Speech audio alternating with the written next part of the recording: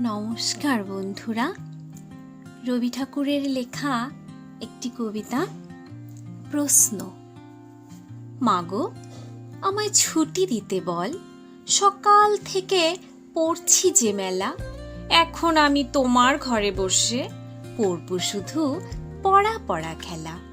তুমি বলছো দুপুর এখন সবে, না হয় যেন সত্যি হলো তাই। একদিনও কি দুপুরবেলা হলে বিকেল হলো মনে করতে নাই?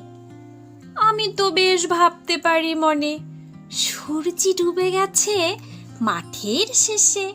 বাগদি বুড়ি চুবড়ি ভরে নিয়ে শাক তুলতে পুকুর ধারে এসে। আধার হলো মাধার গাছের তলা, কালি হয়ে এলো দিঘির জল। হাটের থেকে সবাই এলো ফিরে, মাঠের থেকে এলো চাষির দল। মনে কর না সন্ধে হলো যেন, রাতের বেলা দুপুর যদি হয়, দুপুর বেলা রাত হবে না কেন?